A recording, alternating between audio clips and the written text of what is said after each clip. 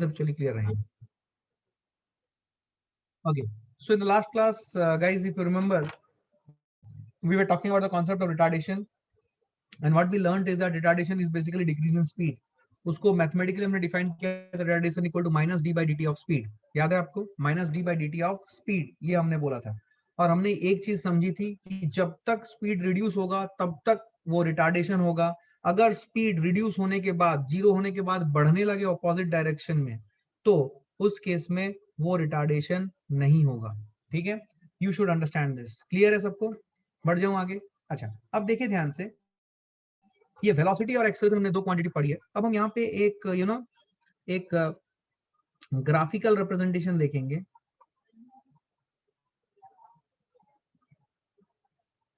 Of acceleration and velocity and the effects and there effects. ठीक है, ये हम बेसिकली अभी एक छोटा सा इलस्ट्रेशन देखेंगे. तो मैं एक्सेलरेशन जो है उसको हाफ एरो से रिप्रेजेंट करूंगा, वेलोसिटी जो है उसको फुल एरो से रिप्रेजेंट करूंगा. ठीक है, आइए let's start. Can you write a bit bold? Yes yes, I will write. चलिए आइए, सपोज, ध्यान से सुनिएगा, सपोज ये है वेलोसिटी की डायरेक्शन एंड ये है एक्सेलरेशन की डायरेक्शन. ये पहला केस ले रहा हूं मैं. This is the first case that we are having. ठीक है,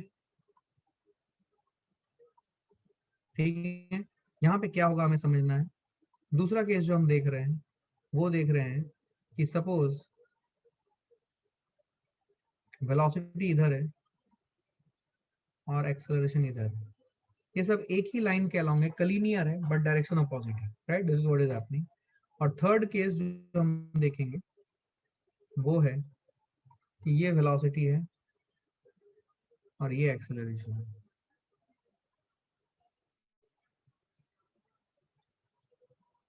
ठीक है, आइए इसका इम्पैक्ट क्या होगा समझते हैं.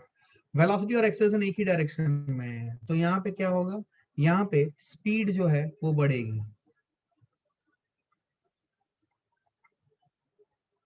Speed will increase. ठीक है, ध्यान से देखिएगा, स्पीड जो है वो बढ़ेगा. ठीक है, direction of velocity will not change, वो चेंज नहीं होगी, वो उसी डायरेक्शन में रहेगी और स्पीड बढ़ेगी. ठीक है, अच्छा यहाँ पे देखते हैं, यहाँ पे स्पीड डिक्रीज करेगी. ठीक है, direction of velocity will not change till velocity becomes zero. After that, ये बहुत इंपॉर्टेंट है, after that velocity will reverse its direction. बहुत इंपॉर्टेंट है, ध्यान से देखिए. After that velocity will reverse its direction. क्या लिखा मैंने, मैं फिर से बताता हूँ, सुने ध्यान से, फील करें, समझे. यस, यहाँ पे क्या होगा, वेलोसिटी इधर है, ये वेलोसिटी लिखना भूल गया मैं, देखो ये वेलोसिटी v है, ये वेलोसिटी v एक्सेलरेशन. तो ध्यान से देखो, direction of velocity will not change. Direction of velocity change नहीं होगा कब तक, जब तक कि वेलोसिटी जीरो नहीं होता है. क्या यहाँ पे वेलोसिटी, सॉरी यहाँ पे स्पीड, जब तक कि स्पीड जीरो नहीं होता है. वेलोसिटी बिकम जीरो, वेलोसिटी की जगह पे मैं इसको स्पीड कर देता हूँ, until the speed become zero. क्या यहाँ पे आपको समझ में आता है कि यहाँ पे स्पीड जीरो होगी, क्योंकि वेलोसिटी और एक्सेलरेशन की डायरेक्शन अपोजिट है. तो क्या यहाँ पे जो एक्सेलरेशन है ब्लू कलर में, यूरो ब्लू कलर के हाफ एरो से दिखाई गई है, क्या वो रिटार्डेशन क्वालिफाई करेगा? क्या ये जो ब्लू कलर का एक्सेलरेशन का वेक्टर है, क्या वो रिटार्डेशन क्वालिफाई करेगा? Will it qualify as retardation? Conceptually बोलो, will it qualify as retardation? Will it qualify as retardation? Yes. कब तक, कब तक, कब तक? हमेशा क्या, हमेशा क्या, हमेशा क्या? No, till the velocity, till the speed become zero. Very good, till the speed become zero it is retardation. उसके बाद वो अपनी स्पीड अपोजिट डायरेक्शन में बढ़ाने लगेगा, तो उस केस में वो एक्सेलरेशन हो गया, पॉजिटिव एक्सेलरेशन हो गया. समझ में आई बात? एकदम क्लैरिटी है? गुड, क्लियर है ये. यहाँ पे देखो क्या होगा थर्ड केस में. थर्ड केस में स्पीड रिमेन्स कांस्टेंट. स्पीड जो है वो कांस्टेंट रहेगी. तो फिर ये एक्सेलरेशन करेगी क्या? एक्सेलरेशन तो है, तो ये एक्सेलरेशन क्या करेगी? It will change the direction of velocity. तो यहां से आप एक बहुत इंपॉर्टेंट बात समझ रहे हो, ये जो एक्सेलरेशन है, जब एक्सेलरेशन वेलोसिटी के परपेंडिकुलर है तो उस केस में एक्सेलरेशन वेलोसिटी की डायरेक्शन चेंज करती है। ये आपको समझ में आना चाहिए। क्या समझे आप? डायरेक्शन ऑफ वेलोसिटी चेंजेस, इसको मैं रखता हूं रेड कलर के बॉक्स के अंदर, ये इंपॉर्टेंट है। अगर एक्सेलरेशन की डायरेक्शन वेलोसिटी के परपेंडिकुलर होती है, याद रखें ये इंपॉर्टेंट टर्म्स है, अगर एक्सेलरेशन की डायरेक्शन वेलोसिटी के परपेंडिकुलर होती है तो वो स्पीड को चेंज नहीं करती है, बट वो डायरेक्शन ऑफ वेलोसिटी को चेंज करती है। अगर एक्सेलरेशन की डायरेक्शन वेलोसिटी के परपेंडिकुलर होती है तो वो स्पीड को चेंज नहीं करती है, स्पीड कांस्टेंट रहती है, लेकिन वो डायरेक्शन ऑफ वेलोसिटी को चेंज करती है। क्या क्लियर है? ये क्लियर है? अब देखो नेक्स्ट केस डी। इसमें क्या कर रहा हूं मैं, इसमें मैं वेलोसिटी तो ऐसे बना रहा हूं, बट एक्सेलरेशन को ऐसे बना रहा हूं, फील कर रहा हूं। ये एक्सेलरेशन, ये वेलोसिटी, और इनके बीच में कुछ एक एंगल थीटा है। तो अभी करना क्या पड़ेगा, इस एक्सेलरेशन के दो कंपोनेंट्स करेंगे। एक वो कंपोनेंट जो वेलोसिटी की तरफ हो, ये कहलाता है एक्सेलरेशन टेंजेंशियल, और एक वो कंपोनेंट जो एक्सेलरेशन के परपेंडिकुलर हो, ये कहलाता है एक्सेलरेशन रेडियल। तो इसको आप एक्सेलरेशन रेडियल भी बोल सकते हो। वो एक्सेलरेशन जो वेलोसिटी के परपेंडिकुलर होता है उसको रेडियल एक्सेलरेशन बोलते हैं। इसके बारे में आप एक चैप्टर में पढ़ोगे बहुत डिटेल में, इसका नाम है सर्कुलर मोशन। ठीक है, उसमें आप डिटेल में इसके बारे में पढ़ोगे। फिलहाल याद रखो कि एक्सेलरेशन का वो कंपोनेंट जो वेलोसिटी की तरफ हो उसे हम टेंजेंशियल वेलोसिटी बोलते हैं, टेंजेंशियल एक्सेलरेशन बोलते हैं। और एक्सेलरेशन का वो कंपोनेंट जो वेलोसिटी के परपेंडिकुलर हो उसे रेडियल एक्सेलरेशन बोलते हैं। मैं यहाँ पे लिख देता हूँ, चिंता मत करो, नोट्स प्रॉपरली लेना। इसको रेडियल एक्सेलरेशन बोलते हैं, इसको क्या बोलते हैं, इसको टेंजेंशियल एक्सेलरेशन बोलते हैं। ठीक है, आई होप यू गॉट दिस। अब ध्यान सुने, ये जो एक्सेलरेशन है फील करें, ठीक है, फील करें। ये देखो, ये देखो, ये जो एक्सेलरेशन है टेंजेंशियल एक्सेलरेशन, ये टेंजेंशियल एक्सेलरेशन क्या करेगा, यहाँ पे स्पीड विल इंक्रीज,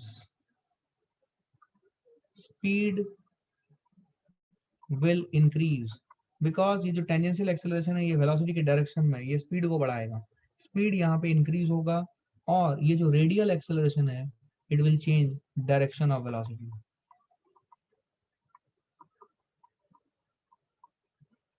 तो इस केस में दोनों काम होंगे। अगर एक्सेलरेशन और वेलोसिटी के बीच में कुछ एंगल रहा तो बोथ स्पीड भी चेंज होगा, यहाँ पे इस केस में स्पीड बढ़ रहा है, एंड डायरेक्शन ऑफ वेलोसिटी भी चेंज होगा। क्या क्लियर है ये? ठीक है। अब यहाँ पे एक सवाल आ रहा है, सर विल, ये जो आपने एक्सेलरेशन रेडियल और टेंजेंशियल लिखा है, क्या हम उसे कॉस थीटा और साइन थीटा के टर्म्स में लिख सकते हैं? आपसे मैं पूछ रहा हूँ, आप बताओ लिख सकते हैं या नहीं लिख सकते? एक अच्छा सवाल आया है। क्या मैं एक्सेलरेशन टेंजेंशियल को, आप बोलो, क्या एक्सेलरेशन टेंजेंशियल को आप ए कॉस थीटा लिख सकते हो, और एक्सेलरेशन रेडियल को आप क्या ए साइन थीटा लिख सकते हो? बट एक चीज याद रखना, एक चीज याद रखना, कभी भी ऐसा मत बोलना कि acceleration tangential is a cos theta. ऐसा बोलना गलत होगा, कभी कभी it will land you in a soup. Why? क्योंकि हो सकता है कि जो थीटा एंगल हो वो ये वाला दिया हुआ हो। सुनना, अगर थीटा एंगल ये दिया हुआ हो तो उस केस में ए रेडियल हो जाएगा ए कॉस थीटा, और ए टेंजेंशियल हो जाएगा ए साइन थीटा। तो इसको एक्सेलरेशन टेंजेंशियल और एक्सेलरेशन रेडियल बोलना, अकॉर्डिंग टू कि कौन सा थीटा है उसके बेसिस में ए कॉस थीटा और ए साइन थीटा डिस्कस करना या डिस्क्राइब करना। बात समझ में आई है? नहीं आई? बात समझ आई क्या? Did you understand what I said? Did you understand what I said? Clear है? अच्छा, एक लास्ट केस है, देखो ध्यान से। तो तो एक्सेलरेशन टेंजेंशियल और एक्सेलरेशन रेडियल को डेफिनेटली हम वेक्टर्स पढ़े हैं, definitely we can write it in terms of a cos theta and a sin theta, यही तो हमने रेजोल्यूशन पढ़ा था, तो हम लिख सकते हैं वैसा। लेकिन मेरा सजेशन रहेगा कि हमेशा टेंजेंशियल और रेडियल ही लिखें, क्योंकि आपको पता नहीं है कि ये थीटा कौन सा एंगल दिया गया है। ठीक है ना? तो जैसे आप यहाँ पे लॉजिकली आप बोल सकते हो कि सर थीटा को क्या, थीटा इस थीटा जो यहाँ पे मैंने रेड कलर से थीटा दिखाया है, is it the angle between acceleration vector and velocity vector? Is theta the angle between acceleration vector and velocity vector? थोड़ा फास्ट करो, is theta the angle between velocity vector and acceleration vector? जल्दी बोलो, क्या वो angle है? Yes, बराबर है, it's angle. Why? क्योंकि दोनों वेक्टर को टेल टू टेल रखे गए और उनके बीच का स्मॉलर एंगल लिया गया है, टेल टू टेल। बिल्कुल सही, बिल्कुल सही, एकदम सही कॉन्सेप्ट है। क्लियर है? आगे बढ़ते हैं। Good good good good good, चलिए आगे बढ़ते हैं। लास्ट केस क्या है? देखो लास्ट केस में मैं क्या कर रहा हूं, मैं ये वेलोसिटी बना रहा हूं और एक्सेलरेशन को मैं ऐसे बना रहा हूं। देखो, तो अभी भी इस एक्सेलरेशन के मुझे दो कंपोनेंट करने हैं। एक कंपोनेंट आ जाएगा ऐसा, this will be called as acceleration radial, और एक कंपोनेंट आ जाएगा ऐसा, this will be called as acceleration tangential. अभी ध्यान से देखो और मुझे बताओ कि इस केस में एक्सेलरेशन टेंजेंशियल क्या करेगा, वेलोसिटी को बढ़ाएगा या घटाएगा? तुम बोलोगे। क्या इस केस में speed will decrease, because acceleration जो है वो वेलोसिटी के ऑपोजिट डायरेक्शन में है। क्या it will decrease speed? Everyone, speed will decrease, yes और नो? डिक्रीजेस नहीं, डिक्रीज। क्लियर है? स्पीड डिक्रीजेस और स्पीड विल डिक्रीज। क्लियर है ये? Okay, speed will decrease, okay fine. And what will the A radial do? क्या ए radial direction of velocity में change लाएगा? ठीक है, तो ये दोनों काम होंगे। तो याद रखिए, बिल्कुल सही याद रखिए, रेडियल एक्सेलरेशन क्या करता है, टेंजेंशियल एक्सेलरेशन क्या करता है, एकदम दिमाग में सेट रखिए। क्लियर है ये? सबको समझ में आई बात? नोट करो, आगे बढ़ते हैं फास्ट क्विकली।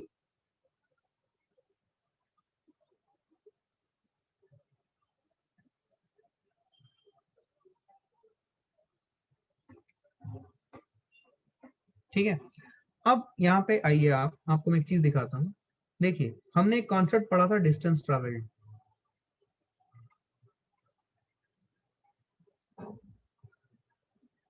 ठीक है, थोड़ा सा इसके ऊपर मैं इलिस्ट्रेशन करना चाहूंगा। डिस्टेंस ट्रेवल्ड जो है, okay just a moment, I will go there. Okay fine, note it down fast, fast सब लोग नोट करें।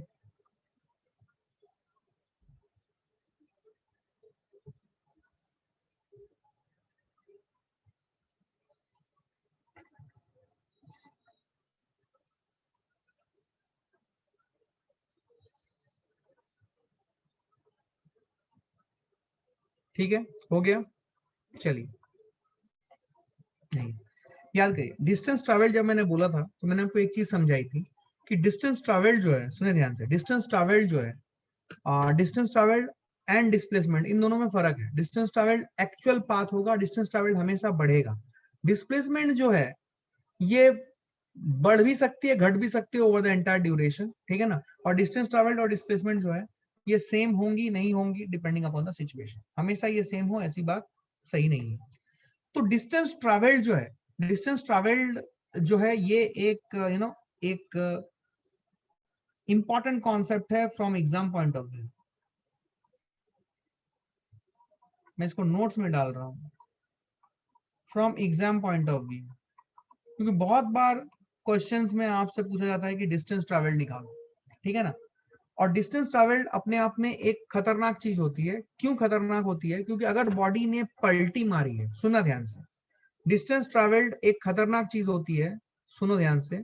अगर बॉडी ने पलटी मारी है मतलब बॉडी जा रही है और फिर उसने यू टर्न लिया है, तो जब यू टर्न लेते हैं बॉडी, तो उस केस में डिस्टेंस ट्रैवल्ड और डिस्प्लेसमेंट अलग अलग होना शुरू हो जाती है। तो जब भी डिस्टेंस ट्रैवल्ड की बात बोली जाए, सुनो ध्यान से, मैं कुछ लिखाऊंगा, भी आपको लिखाऊंगा, आपके नोट्स रहेगा, लेकिन सुनो पहले, इसको विजुलाइज करो। डिस्टेंस ट्रैवल्ड जब भी निकालने के लिए बोला जाए, आपके कान एकदम खड़े हो जाने चाहिए। डिस्टेंस ट्रैवल निकालने के लिए बोली गई, तो डिस्टेंस ट्रैवल निकालते वक्त आपको मोशन को एनालिसिस करके समझना पड़ेगा। जो भी कंडीशन दी गई उसको एनालिसिस करनी पड़ेगी। We will see how we will do it. लेकिन आपको एनालिसिस करके देखना पड़ेगा क्या इस ड्यूरेशन में कहीं पे वेलोसिटी जीरो हो रही है या नहीं हो रही। ठीक है ना? कहीं पे वेलोसिटी जीरो हो रही है या नहीं हो रही। अगर वेलोसिटी जीरो हुई है तो वहां पे बॉडी पलटी मारी होगी। पलटी मतलब समझ रहे हो? मैं आपको एक चीज बताता हूँ, आप फील करो इस चीज को। क्या आप ये समझते हो, हम यहाँ पे रेक्टिलिनियर मोशन पढ़ रहे हैं। रेक्टिलिनियर मोशन मतलब मोशन इन स्ट्रेट लाइन। मुझे एक बात बताओ, आप सब लोग एक रूम में बैठे हुए हो, आप थोड़ा सा ये प्रैक्टिकल करके आप देख सकते हो। मुझे एक बात बोलो, अगर आप एक स्ट्रेट लाइन में नाक की सीध पे जा रहे हो, क्या आप स्ट्रेट लाइन में पलटी मार सकते हो without making your velocity zero? मैं बहुत इंपॉर्टेंट सवाल पूछ रहा हूं और अभी मुझे आपका सपोर्ट चाहिए यहां पे। क्या आप एक स्ट्रेट लाइन में जा रहे हो, स्ट्रेट लाइन में जाके आपको पलटी मारना है, पलटी मारना मतलब वापस आना है उसी लाइन के अलाउंग। तो अगर आप एक स्ट्रेट लाइन में जा रहे हो, रेक्टिलिनियर मोशन कर रहे हो और आपको पलटी मारना है, वापस उसी लाइन पे आना है, तो क्या आप अपनी वेलोसिटी बिना जीरो किए वापस आ सकते हो? Correct, not possible sir. हमें स्टॉप करना पड़ेगा फिर वापस आना पड़ेगा। क्या मेरी बात समझ में आ रही है? हमें स्टॉप करना पड़ेगा फिर वापस आना पड़ेगा। तो यहां पे मैं एक इंपॉर्टेंट कॉन्सेप्ट लिखा रहा हूं कि इन रेक्टिलिनियर मोशन, रेक्टिलिनियर मतलब motion in a straight line, it is not possible to take U-turn without making velocity zero, where zero velocity occurs, body can take a U-turn there. इसका best example मैं बता रहा हूं, देखो तुम्हें feel आएगी, मजा आएगा तुम्हें। तुमने ये बचपन से एक्सपेरिमेंट किया होगा। सपोज हमारे पास एक गेंद है, ठीक है, मेरे पास एक गेंद है, मैं इस गेंद को हवा में फेंक रहा हूं। तो अगर मैं इस गेंद को हवा में फेंक रहा हूं, हवा में straight up, is it rectilinear motion? Straight line में मोशन हो रहा है। तो जब मैं हवा में फेंकता हूं, क्या आपको लगता है कि गेंद हवा में जाके एक पॉइंट पे जाने के बाद क्या वो रिटर्न आती है? आप इमेजिन करो, is it like a U turn? Is it like a U turn? Body जा रही है, उसी लाइन में वापस आ रही है। Is it like a U turn? Everyone please participate. Is it like a U turn? Yes. क्या आपको लगता है कि यू टर्न हुआ है विदाउट मेकिंग वेलोसिटी जीरो? क्या आपको ये लगता है कि यू टर्न हुआ है without making velocity zero? No, बिल्कुल सही। वेलोसिटी जीरो हुई है, और आप ये बचपन से पढ़ते आ रहे हो कि टॉप मोस्ट पॉइंट पर वेलोसिटी जीरो हो जाती है। यस और नो? तो रेक्टिलिनियर मोशन में हमेशा याद रखें कि वेलोसिटी जीरो होने के बाद ही हम यू टर्न मार सकते हैं, अगर हम एक स्ट्रेट लाइन ना की सीध पे चल रहे हैं।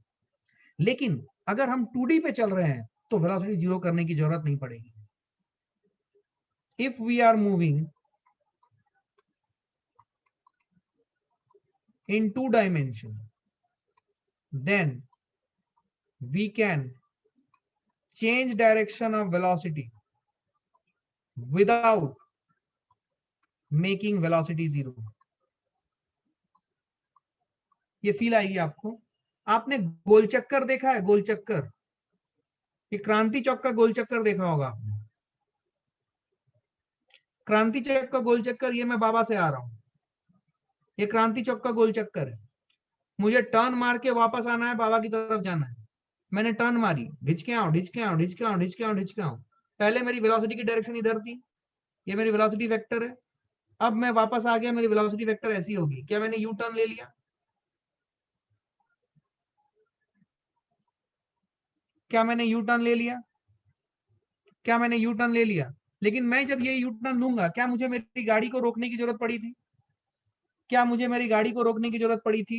कार, बाइक, स्कूटी, जिसमें भी मैं, क्लियर है? नहीं पड़ी। लेकिन अगर मैं एक स्ट्रेट लाइन में ट्रेवल करूं, तो स्ट्रेट लाइन में जाके वापस आने के लिए मुझे कहीं ना कहीं पे वेलोसिटी जीरो करनी पड़ेगी। क्या मेरी बात समझ में आ रही है? क्लैरिटी है? क्लियर है? क्या आपको मेरी बात समझ में आई है? बेसिक बेसिक पहले पहले ये क्लियर करो। मैं ये सबको बहुत हाई लेवल पे लेके जाऊंगा आपको, बट पहले ये चीज क्लियर करो। क्लियर है ये? सो ये समझ में आना चाहिए कि अगर मोशन 2D है, ये गोल चक्कर बोल के लिखना, ठीक है ना? ये एक गोल चक्कर है, गोल चक्कर समझते हो? ये गोल चक्कर है। गोल चक्कर में अगर आप टर्न लोगे ना, तो आपको अपनी वेलोसिटी जीरो किए बिना आप यू टर्न ले सकते हो। That is what I want to teach you. लेकिन स्ट्रेट लाइन में it is not possible, it does not happen. ठीक है? तो इसका मतलब जब आप एक गेंद को ऊपर फेंकते हो, गेंद तो स्ट्रेट लाइन में जा रही है, वर्टिकली ऊपर फेंका है आपने, तो गेंद स्ट्रेट लाइन में जा रही है। तो स्ट्रेट लाइन में जब जा रही है और जब उसको रिटर्न होना है, तो क्या रिटर्न हुआ होगा without making its velocity zero? नहीं। वो टॉप मोस्ट पॉइंट, हम बोलते क्या बोलते हैं, टॉप मोस्ट पॉइंट कब होगा? जब वेलोसिटी जीरो हो जाएगी। तो वेलोसिटी जिस इंस्टेंट पे जीरो हुई, उसके बाद वो पलटी मारना शुरू किया है या यू टर्न मारना शुरू किया है। क्या मेरी बात समझ में आ रही है? मेरी बात समझ में आ रही है? अगर अगर बॉल फेंकने वाला एक्सपेरिमेंट आपको उतना विजुअली अपीलिंग नहीं हो रहा है या फिर उतना आपको कन्विंसिंग नहीं लग रहा है, तो आप क्या करो, आप अपने घर में चलना शुरू करो एक स्ट्रेट लाइन में और आपको यू टर्न मारना है। तो क्या आप रुकोगे फिर यू टर्न मारोगे?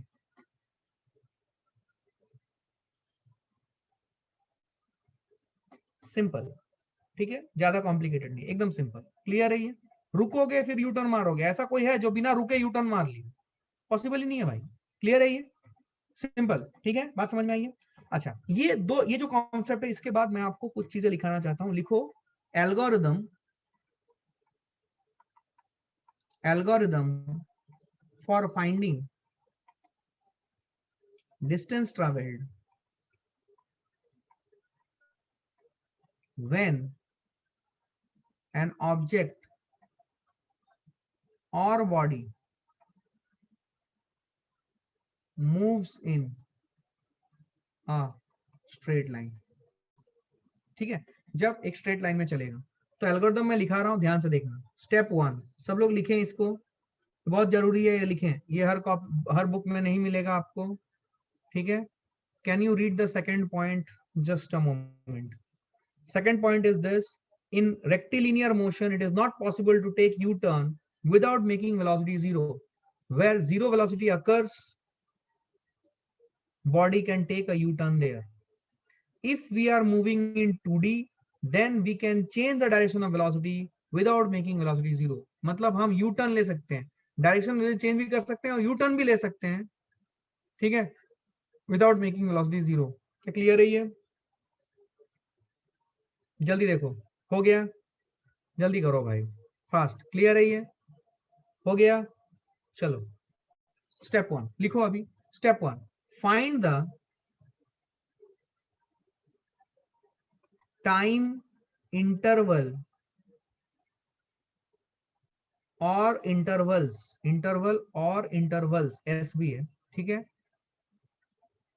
Where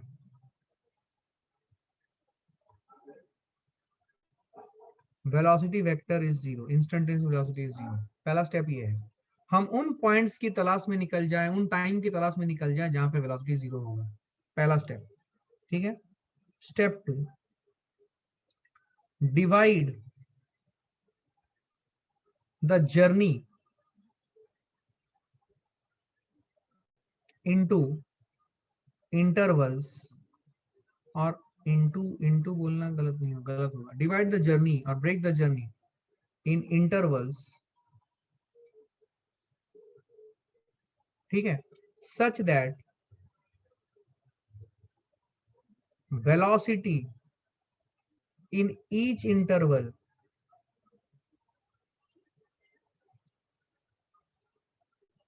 does not change, such that direction of velocity in each interval does not change. ये सेकंड स्टेप है। स्टेप 3, ठीक है, इंपॉर्टेंट है ये, लिखो इसको, मैं यूज करके आपको दिखाऊंगा कैसे शानदार सवाल बनते हैं, पर ये पहले एल्गोरिदम लिखो, ठीक है। Calculate the displacements in each interval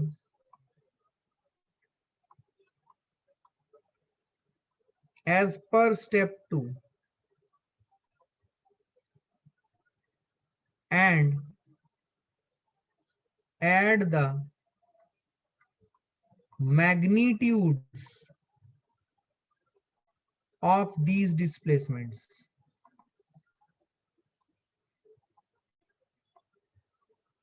to get total distance traveled। ये है आपका एल्गोरिदम, ठीक है। ये एल्गोरिदम है to find out the distance travelled when object और body moves in a straight line. याद रखना, स्ट्रेट लाइन के लिए ये एल्गोरिदम है। रेक्टिलिनियर मोशन जब बॉडी कर रहा है, अगर बॉडी रेक्टिलिनियर मोशन नहीं कर रहा है तो हमने ऑलरेडी उसका फॉर्मूला पढ़ा हुआ है, मैं फिर से लिखा दूंगा। उसका एक फॉर्मूला मैंने दिया था, याद करो, distance travelled is equal to integration of speed into dt। याद है? वो फॉर्मूला हम लगाएंगे, अदरवाइज हम ये फॉर्मूला लगाएंगे, ठीक है। मैंने वो लिखाया था, अगर आपको याद होगा, आपने पॉइंट पढ़ा है तो अगर आपको याद होगा वो आपने मैंने लिखाया था, ठीक है। Did you understand this? क्या ये सबने लिख लिया? अभी देखो, सपोज, देखो ध्यान से, सपोज मैं एक गेंद, एग्जाम्पल देखो, अभी अलग अलग एग्जाम्पल देखेंगे तो आपका दिमाग खुलेगा। सपोज एक गेंद को आपने हवा में उछाल दिया, तो जब आप गेंद को हवा में उछाल रहे हो, ये यहाँ पे था, आपने इस लाइन पे उछाला, पहले यहाँ पे पहुंचा हुआ, ये टॉप मोस्ट पॉइंट है मान लो गेंद का, यहाँ से आपने इसको उछाला था, ये टॉप मोस्ट पॉइंट है। तो जब मैं टॉप मोस्ट पॉइंट बोलता हूँ, क्या आप ये बात रियलाइज करते हो कि टॉप मोस्ट पॉइंट पे इसकी वेलोसिटी 0 हो जाती है और फिर वो यहाँ से नीचे आता है। मैं अलग अलग लाइंस में दिखा रहा हूँ, दिस इज गोइंग अप,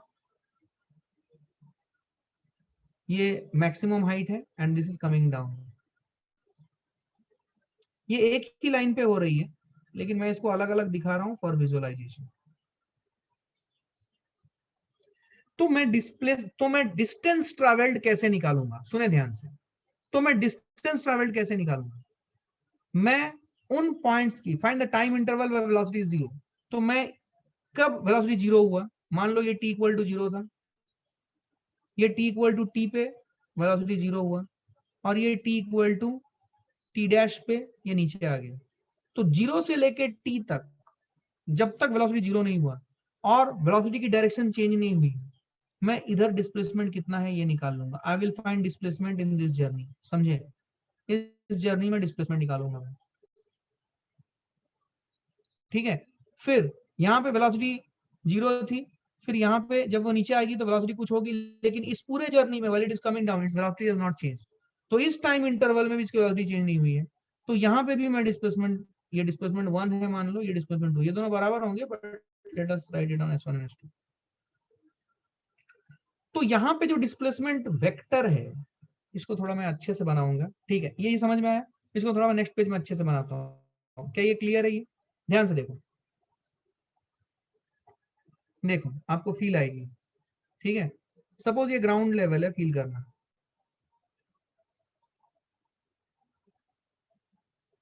और मैंने एक ऑब्जेक्ट को यहां से उछाला है, तो ये ऊपर गया,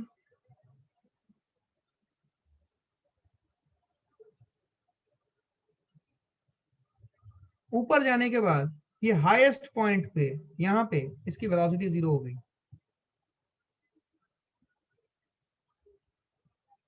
यहाँ पे इसकी कुछ वेलोसिटी थी इस डायरेक्शन में, यहाँ पे इसकी वेलोसिटी 0 हो गई, ठीक है।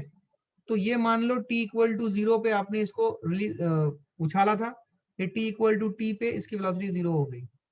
तो इस इंटरवल में, सुने ध्यान से, इस पूरे इंटरवल में यहाँ पे इसकी वेलोसिटी वेक्टर मान लो ये है v। थोड़ा सा ऊपर जाने के बाद वेलोसिटी वेक्टर का जो एरो है ये छोटा हो गया। क्या ये समझ में आ रहा है? ये v है, ये मान लो v1 है, और थोड़ा ऊपर जाएंगे ये वेलोसिटी वेक्टर और छोटा हो जाएगा, और फाइनली जब यहाँ पहुंचा तो ये वेलोसिटी वेक्टर 0 वेक्टर हो गया। अब सवाल है, पूरा विजुअलाइजेशन करो, क्या आप ये समझ पा रहे हो कि एक्सेलरेशन ड्यू टू ग्रेविटी जो है ये नीचे की तरफ लग रही है vertically downwards toward the centre of the earth, because acceleration due to gravity और वेलोसिटी के डायरेक्शन ऑपोजिट है, इसीलिए स्पीड घट रहा है। तो इस पूरी जर्नी में, पूरा एनालिसिस करके दिखा रहा हूं, इस पूरी जर्नी में t इक्वल टू 0 से t इक्वल टू t तक, क्या ये एक्सेलरेशन जो g है, will it qualify as retardation? Will it qualify as retardation? जल्दी बोले, जल्दी बोले, क्लियर क्लियर है? Will it qualify as retardation? Yes. अब देखे ध्यान से, अब ये वापस आ रहा है, मैं इसको दो डिफरेंट लाइंस में दिखा रहा हूं, एक ही लाइन पे हो रहा है बट दो डिफरेंट लाइंस में दिखा रहा हूं ताकि आपको विजुअलाइजेशन हो। अब जब ये वापस आ रहा है, ठीक है, यहां पे इसकी वेलोसिटी 0 थी, अब ये नीचे आ रहा है और यहां पे फाइनली ये पहुंचेगा। तो लॉजिकली सोचना, क्या अब जब वो वापस आ रहा है, यहां पे जो वेलोसिटी वेक्टर होगी, क्या वो वेलोसिटी वेक्टर जब वो नीचे आएगी उतनी ही होगी जितनी जब वो ऊपर जा रही थी, वो थी उसकी मैग्नीट्यूड, लेकिन सिर्फ किस में डिफरेंस आएगा? डायरेक्शन में डिफरेंस आएगा। क्या आप ये फील कर पा रहे हो? ये वेलोसिटी वेक्टर ऊपर था, ये माइनस v वेक्टर हो जाएगा, ये देखो ये v वेक्टर ऊपर था, ये माइनस v वेक्टर हो जाएगा। क्या आप रियलाइज कर पा रहे हो?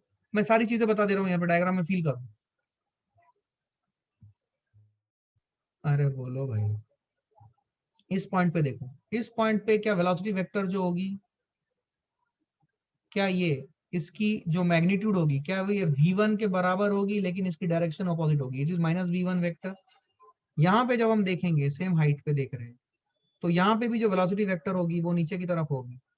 Is it, suppose if I से इट इज v2 वेक्टर, ये v1 वेक्टर, ये v vector, is it minus v2 vector यहाँ पे होगी, और यहाँ पे जीरो वेक्टर, तो यहाँ पे भी जीरो वेक्टर होगी। ठीक है, अब देखो ध्यान से, डिस्टेंस ट्रेवल्ड कैसे निकालेंगे हम? सबसे पहले वो टाइम इंटरवल में इस पूरी जर्नी को डिवाइड करेंगे जहां पे वेलोसिटी जीरो हो रही है।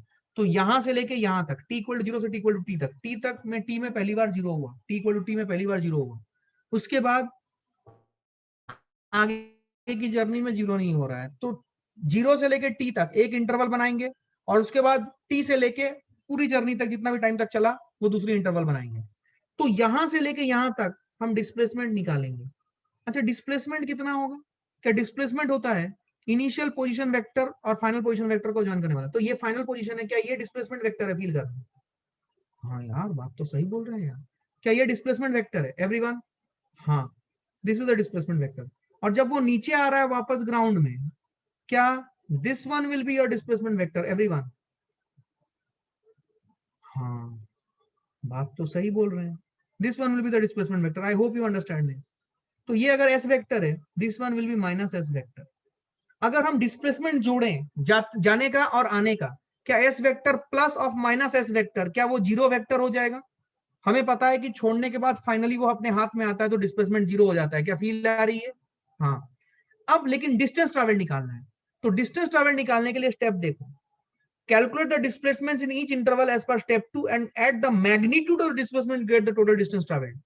तो टोटल डिस्टेंस ट्रैवल करने के लिए मैं क्या करूंगा, सुनो ध्यान से, टोटल डिस्प्लेसमेंट के लिए मैं क्या करूंगा, टोटल डिस्प्लेसमेंट के लिए मैं ऊपर जाने वाले जर्नी का डिस्प्लेसमेंट एस वेक्टर प्लस नीचे आने वाले जर्नी का डिस्प्लेसमेंट माइनस एस वेक्टर जोड़ दूंगा, तो ये जीरो वेक्टर आया देखो। लेकिन अगर मुझे टोटल डिस्टेंस निकालना है तो मुझे ये डिस्प्लेसमेंट्स के मैग्नीट्यूड को जोड़ना पड़ेगा, so that one will be 2s। समझ में आई बात? तो distance travelled is 2s but displacement is zero vector. क्या मेरी बात समझ में आ रही है? क्या क्लियर है ये? Did you understand this? तो हम इसी तरीके से हॉरिजॉन्टल डायरेक्शन में सोचो, सपोज एक बॉडी ऐसे जा रही है, फिर उसने पलटी मार के वापस इसी लाइन पे आई, लेकिन इसको थोड़ा सा मैं सेपरेटेड दिखा रहा हूँ, पलटी मार के मान लो ऐसे गई, फिर पलटी मार के ऐसे गई, लाइक दिस।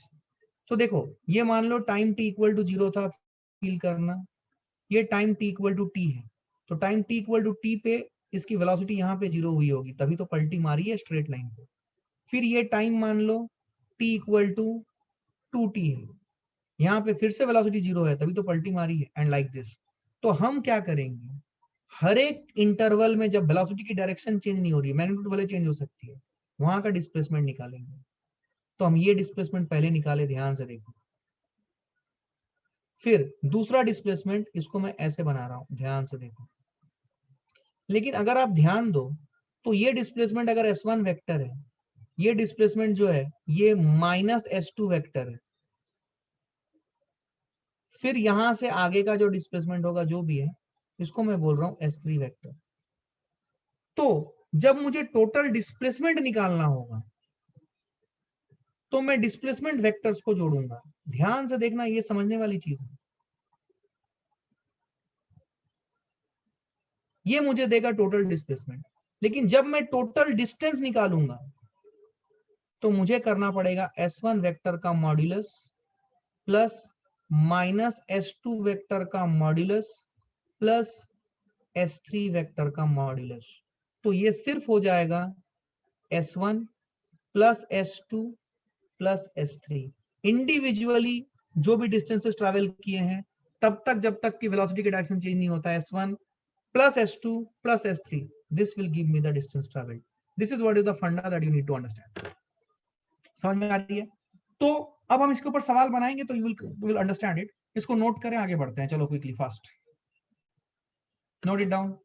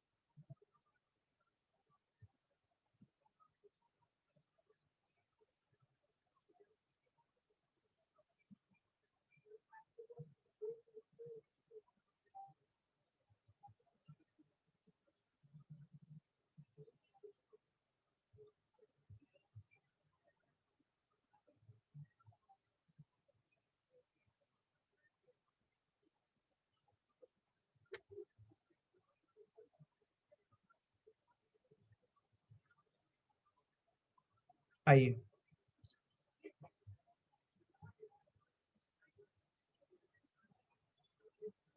ओके, यहाँ पे एक क्वेश्चन आ रहा है, you should answer. I am putting the question in front of you. Sir, distance is the magnitude of displacement, right?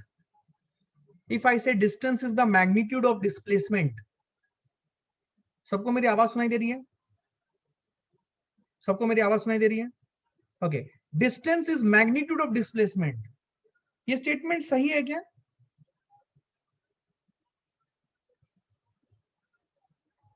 This is correct but with conditions. This is correct but with conditions. Conditions क्या है? Displacement का magnitude is distance travelled only when the body is moving in a straight line without any U-turn.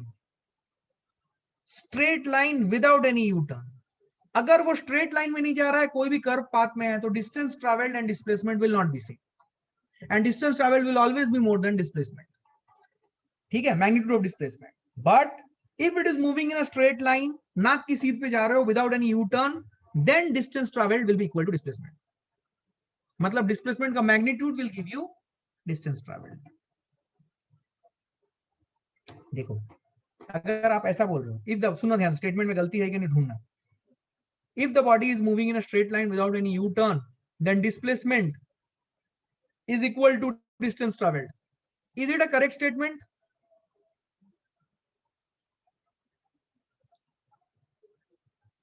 No, it's wrong. What is the wrong? What is the wrong here?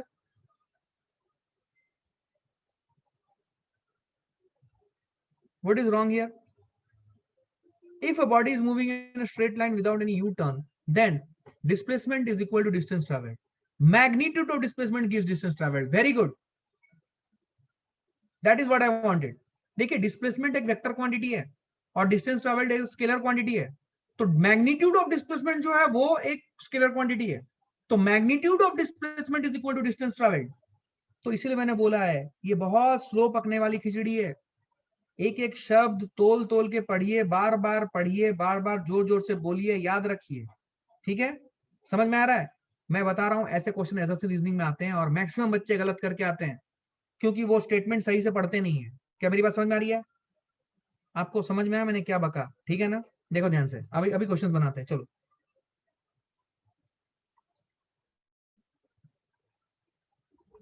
a body moves from 2 3 4 to 5 6 7. ठीक है, body moves from 2 3 4 to 5 6 7. Find displacement vector and magnitude of displacement vector. ठीक है, ये पहला सवाल है. सब लोग अटेम्प्ट करना शुरू कर दो, मैं दूसरा सवाल सोच के बनाता हूं आपके लिए.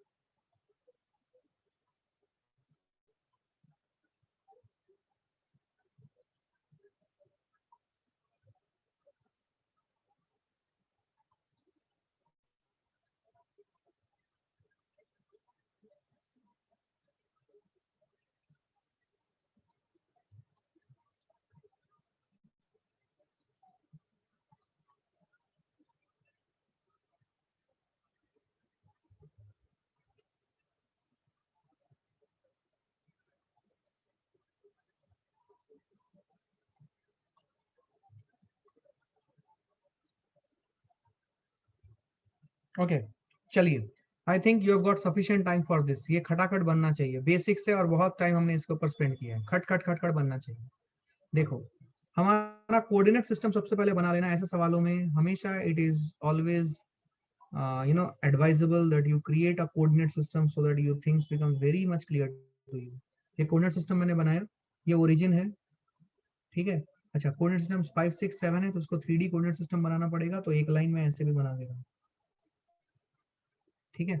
तो बेसिकली यहाँ पे क्या हो रहा है कि कोई एक कोऑर्डिनेट है 2, 3, 4, सपोज दिस इज 2, 3, 4, और कोई एक कोऑर्डिनेट है सपोज दिस 5, 6, 7, ऐसा दिखा रहा हूँ, ऐसे 5, 6, 7, ठीक है। ये दूसरा कोऑर्डिनेट है, ये इनिशियल कोऑर्डिनेट है, ये फाइनल कोऑर्डिनेट, ठीक है। आपको डिस्प्लेसमेंट वेक्टर पूछा है, डिस्टेंस ट्रैवल्ड पूछा है। सबसे पहले मैं बेसिक बेसिक कुछ बातें बताना चाहता हूँ आपको। क्या आपको लगता है कि ये जो 2, 3, 4 है, आपको एक कोऑर्डिनेट दे दिया गया है, क्या आप पोजीशन वेक्टर डिसाइड कर सकते हो? क्या आपको इनिशियल पोजीशन वेक्टर पता है? क्या आपको फाइनल पोजीशन वेक्टर पता है? सब लोग बोलो। ये सिखाने के लिए ये सवाल कराया जा रहा है। ऑलरेडी ये बात बताई हुई है, आपको याद होना चाहिए। अब जो डिस्प्लेसमेंट वेक्टर है वो इनिशियल और फाइनल पोजीशन को ज्वाइन करने वाला स्ट्रेट लाइन है। This is what is your displacement vector. Displacement vector का head, because it's a vector, तो उसका हेड और टेल कहाँ पे होगा ये आपका निर्धारण करना है। ये ऐसा है, ठीक है। ये आपका पोजीशन वेक्टर से, पोजीशन वेक्टर का टेल हमेशा ओरिजिन पे होता है, हमने पढ़ा है। अब ये जो पोजीशन वेक्टर है, पहला पोजीशन वेक्टर है, क्या मैं इसे लिख सकता हूँ? This position vector is nothing but 2i cap plus 3j cap plus 4k cap. और जो दूसरा पोजीशन वेक्टर है, is it 5i cap plus 6j cap plus 7k cap. तो क्या मैं लिख सकता हूँ? सुनो ध्यान से, क्या मैं लिख सकता हूँ? Initial position vector plus displacement vector equal to final position vector. ये मैंने आपको एकदम पहले डेफिनेशंस में लिखा था, याद करो। I hope you all are okay with this. So displacement vector is final position vector minus initial position vector. जिसका इसका हो चुका है वो सेकंड क्वेश्चन के ऊपर फोकस करें। तो फाइनल पोजीशन वेक्टर क्या हो जाएगा? Final position vector is 5i cap plus 6j cap. जिनका नहीं हुआ है वो इसे देखें, बाकी लोग सेकंड क्वेश्चन के ऊपर फोकस करें। 2i cap plus 3j cap plus 4k cap, ठीक है। तो ये आ गया 5i minus 2i 3i, 6j minus 3j 3j, 7k minus 4k 3k। ये आपका आया डिस्प्लेसमेंट वेक्टर, ठीक है। आपको चाहिए डिस्प्लेसमेंट वेक्टर का मॉड्यूलस, मतलब डिस्प्लेसमेंट वेक्टर ऐसा है, तो डिस्प्लेसमेंट वेक्टर का मॉड्यूलस कितना हो जाएगा? Under root of 3 square plus 3 square plus 3 square. अब सुनो ध्यान से, यहाँ पे कंफ्यूजिंग क्वेश्चंस कैसे बनाए जाते हैं बच्चों का कॉन्सेप्ट चेक करने के लिए। क्या हम डिस्प्लेसमेंट का मैग्नीट्यूड को डिस्टेंस ट्रेवल्ड बोल सकते हैं क्या? Can it be, can this be called as distance travelled?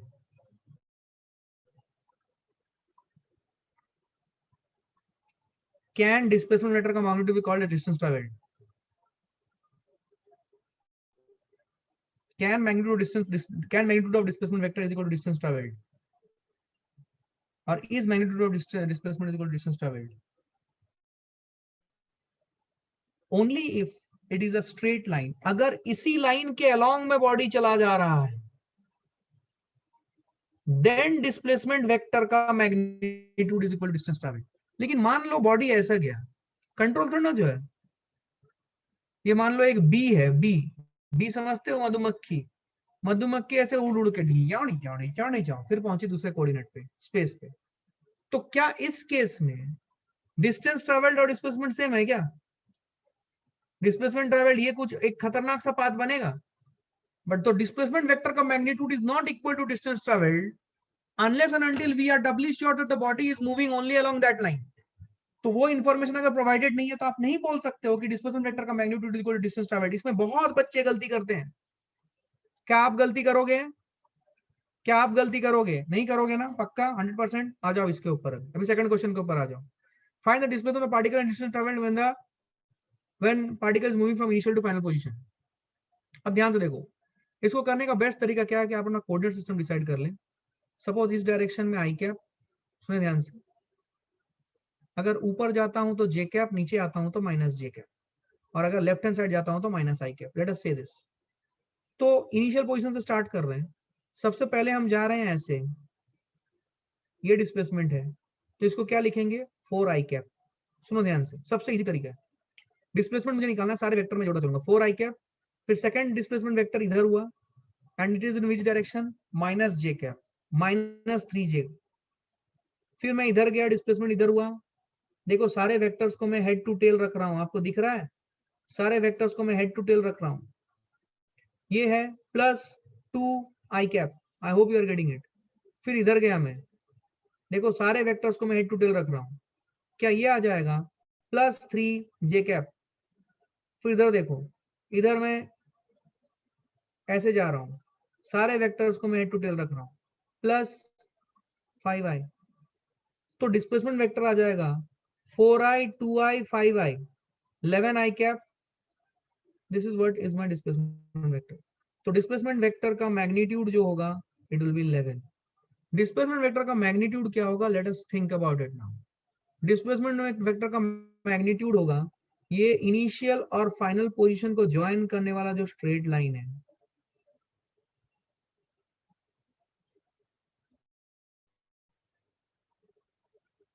ये वाली वेक्टर है आपकी डिस्प्लेसमेंट वेक्टर, इनिशियल और फाइनल पोजीशन को ज्वाइन कर। और ये डिस्प्लेसमेंट वेक्टर आ गई 11 आई कैप, ये 11 आई कैप है। समझ में आई बात? This is the best way of understanding these varieties of questions. बहुत आसान होते हैं लेकिन इसी तरीके से किए। सर माइनस 4 आई कैप आना चाहिए, कहां पे माइनस 4 आई कैप आएगा? अगर हम ऐसे जा रहे हैं, ये मेरा डायरेक्शन है, ऐसे ही जा रहा हूं ना मैं, तो प्लस आई कैप है ना डायरेक्शन, माइनस कैसे आएगा? एरो देखो उधर। समझ में आई बात? आपको मैंने ये सिखाया था, जब हमारे पास बहुत सारे वेक्टर्स हों और उनको हेड टू टेल अरेंज करके रखा हुआ हो, तो final line which is closing or making it as a closed polygon is the resultant vector। तो इन सभी वेक्टर का एडिशन क्या आप फील कर पाए? 4 4i 3j 2i plus 3j plus 5i minus 3j, इन सभी वेक्टर्स का एडिशन जो है, दैट इज व्हाट इसका जो रिजल्टेंट होगा, विच इज एंडिंग दिस और making it as a closed polygon, initial और फाइनल पोजीशन को फाइनल ज्वाइन करने वाला लाइन। ठीक है, क्या ये क्लियर हुआ? नोट करो, आगे बढ़ते हैं फास्ट क्विकली।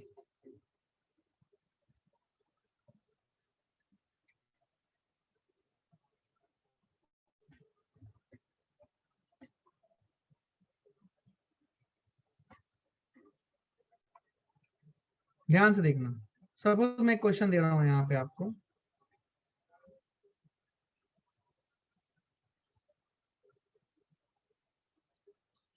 सपोज ऐसा एक वेक्टर है, सॉरी ऐसा एक लाइन है, दूसरा लाइन ऐसा है, तीसरा लाइन ऐसा है, और चौथा लाइन ऐसा है। ठीक है, something like this. Let us say that इसकी जो लेंथ है, इसकी लेंथ है 5 मीटर। ठीक है, ये वाली जो एंगल है, ये एंगल है 153 डिग्री। ठीक है, दिख नहीं रहा है क्या? दिस इज 153 डिग्री, ध्यान से सुनना, 153 डिग्री।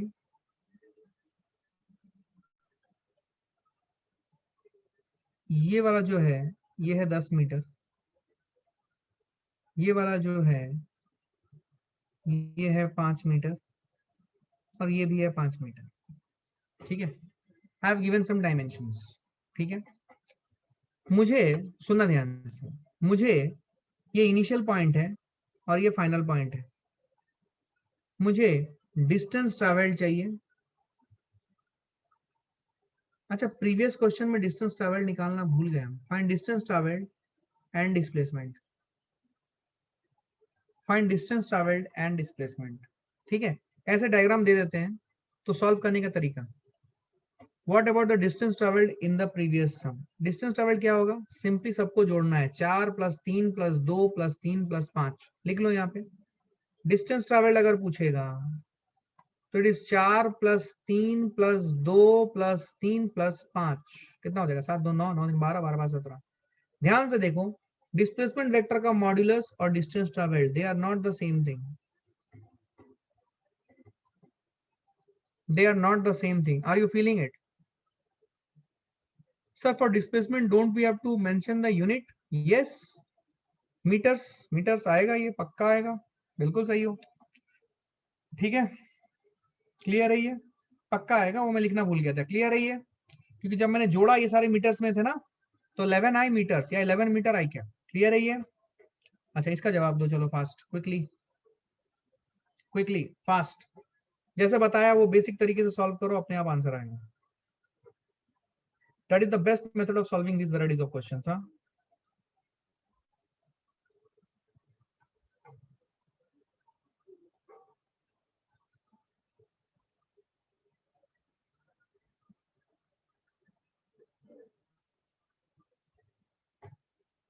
ठीक है, ओके, आइए क्या करें, सबसे पहले हम अपना कोऑर्डिनेट सिस्टम डिसाइड कर लेते हैं कि हमारा कोऑर्डिनेट सिस्टम ऐसा है, इस तरफ आई कैप, ये बहुत बेसिक स्टेप है, ये सब करना है आपको हर क्वेश्चन में, ये जे कैप, ये माइनस जे कैप, अकॉर्डिंगली आप अपने डायरेक्शंस डिसाइड करोगे, राइट, आई कैप लगाओगे, माइनस आई कैप लगाओगे, जे कैप लगाओगे, माइनस जे कैप लगाओगे। ये देखो पहला वेक्टर मैं ऐसे बना दे रहा हूं, this is my first vector, तो ये क्या आया 5 आई कैप, ये समझ में आया, बिकॉज ये एक्स एक्सिस की तरफ ही है। अब ये जो 10 मीटर है, इस 10 मीटर के आप दो कंपोनेंट करें, अब ये मेरा वेक्टर है, दूसरा वेक्टर ये है, लेकिन अभी प्रॉब्लम क्या है कि ये वेक्टर जो है, ये वेक्टर आई कैप और जे कैप कहीं नहीं है, तो मुझे इस वेक्टर का रिजोल्यूशन करना पड़ेगा, तो मैं इस वेक्टर का रिजोल्यूशन कर रहा हूं, फील करना, एक कंपोनेंट आएगा इस तरफ और एक कंपोनेंट आएगा इस तरफ, क्या तुम फील कर पा रहे हो, एप्लीकेशन है, इसी को हम लोग बोलते हैं एप्लीकेशन फिजिक्स में। 10 मीटर है, ये 153 है, तो ये 37 डिग्री आएगा एवरीवन। तो क्या ये वाला जो वेक्टर आया, जो अलोंग एक्स एक्सिस आया, तो अब इस 10 मीटर को मैं कट कर सकता हूं, इसकी जगह पे इसे दो वेक्टर बना सकता हूं। क्या मैंने आपको सिखाया था, जो ओरिजिनल वेक्टर है उसको हटा देना है, उसको हटा के उसकी जगह पे जो दो रिजॉल्व है उनको लेना है, अदरवाइज डबल काउंटिंग हो जाएगी, यस और no. Sir why can't we use k cap, अरे ये सब 2D प्लेन में हो रहा है, ये सब आप इसमें ही कर रहे हो, व्हाइट बोर्ड के प्लेन में है, व्हाइट बोर्ड के प्लेन को आप छोड़ नहीं रहे हो, इसीलिए नहीं कर रहे हो, क्लियर है, क्लियर है। अभी अगर हवाई जहाज उड़ेगा तो आपको समझ में आ जाएगा, हवाई जहाज उड़ेगा तो वो तो जमीन को छोड़ के ऊपर उठ रहा है, मतलब 3D प्लेन में जा रहा है, ठीक है, ये अच्छा, ठीक है 27 डिग्री आता है क्या, तो इसको 143 डिग्री कर लो, क्योंकि 27 डिग्री निकालने के हमारे पास कोई तरीका नहीं है, ठीक है, तो 143 डिग्री कर लो, 153 की जगह पे, ठीक है, तो 143 और 37 सही है अभी। सो 10 मीटर का ये वाला कंपोनेंट जो आएगा, ये वाला कंपोनेंट मैग्नीट्यूड वाइज इसकी लंबाई कितनी हो जाएगी, 10 cos 37, cos 37 is 4/5, 10 into 4/5 is 8, 8 metre इधर आएगा और इधर आ जाएगा 10 into sin 37, sin 37 3/5, that is 6। तो क्या मैं, सुनो ध्यान से, क्या मैं, ये 37 डिग्री हो गया, ये 90 डिग्री है, ये 90 डिग्री है, ठीक है ना, ये मैंने बताना भूल गया था, ये 90 डिग्री है, तो फिर ये वाला जो एंगल होगा, ये एंगल कितना हो जाएगा, ये 37 है तो ये भी 53 डिग्री हो जाएगा, ठीक है। सो this what is happening here, ठीक है ना। अब ध्यान से देखें, ध्यान से देखें, तो ये रहा आपका, so this what we are having. अब देखो ध्यान से, ये वाला वेक्टर हुआ, अब 5 आई कैप के बाद ये जो दो रिजॉल्व्ड पार्ट्स हैं, मैं इनको लिखूंगा, कैसे लिखूंगा, 5 आई कैप प्लस, क्या मैं लिख सकता हूं 8 i cap plus 6 j cap, क्या जो ओरिजिनल वेक्टर था उसकी जगह पे ये दोनों ले लेंगे हम लोग, रिजोल्यूशन हमें पता है, तो can I write it as 8 i cap plus 6 j cap plus ये थर्ड वेक्टर है, इसको मैं क्या करूंगा 5 cos 53, तो ये वाला जो वेक्टर है, एक वेक्टर ऐसे बनेगा इसकी जगह पे, और दूसरा वेक्टर ऐसे बनेगा, ध्यान से देखो, 5 cos 53 और ये 5 sin 53, cos 53 is sin 37, sin 37 is 5 into 3/5, ये 3 मीटर आएगा, और ये आ जाएगा 5 sin 53 is cos 37, 5 into 4/5, ये 4 मीटर आ जाएगा, अब ये 5 मीटर को हटा के हमें लिखना पड़ेगा 3i cap minus 4j cap. क्या ये समझ पाए? ये वाला पार्ट मैं स्पेशली आपका ध्यान लाना चाहूंगा। Are you all understanding how to do this? Clear है ये? क्लियर है ये? How to do this? Are you all understanding? अब ध्यान से देखो, अब आ गया लास्ट में 5 मीटर। क्या मैं इसको लिख डालूंगा 5i कैप? क्या ये बात समझ में आई? अब इन सबको जोड़ दूंगा, क्या आ जाएगा बोलो? 8 5 13 plus 3 16 16 plus 5 21 i cap and 6j cap minus 4j cap is 2j cap। 21 i cap plus 2j cap, ये आ रहा है मेरा रिजल्ट। क्या सबका आ रहा है? 4 is down इसीलिए minus 4j cap। 4 is down इसीलिए minus 4j cap। Everybody is understanding this? कोई दिक्कत, कोई कंफ्यूजन नहीं है, बहुत सिंपल है। 21 i cap plus 2j cap बहुत सिंपल है, कोई दिक्कत नहीं है। तो यहाँ पे आप डिस्प्लेसमेंट वेक्टर इसको बोल रहे हो, तो डिस्प्लेसमेंट वेक्टर की अगर मैं मैग्नीट्यूड बोलूं, it will be something like this, which will be under root of 21 का होल स्क्वायर प्लस 2 स्क्वायर। ये इनिशियल और फाइनल पोजीशन को ज्वाइन करने वाला वेक्टर है डायरेक्ट, वो मिलेगा हमें। अच्छा, अब सवाल क्या आता है? अब सवाल ये आता है कि यहाँ पे डिस्टेंस ट्रैवल्ड और डिस्प्लेसमेंट सेम है। यहाँ पे डिस्टेंस ट्रैवल्ड बोलो, डिस्टेंस ट्रैवल्ड अगर देखोगे 5 10 5 5 5 10 20 25 metre. This is 25 metre and this is something else. ये दोनों 25 मीटर नहीं बनाते। तो डिस्टेंस ट्रैवल्ड एंड डिस्प्लेसमेंट का वेक्टर का magnitude they are not same. तो ये समझने वाली बात ये है कि अगर 2D मोशन हो रहा है, एक स्ट्रेट लाइन पे नहीं होके अगर 2D प्लेन में मोशन हो रहा है, तो उस केस में डिस्टेंस ट्रैवल्ड और डिस्प्लेसमेंट सेम नहीं होगा।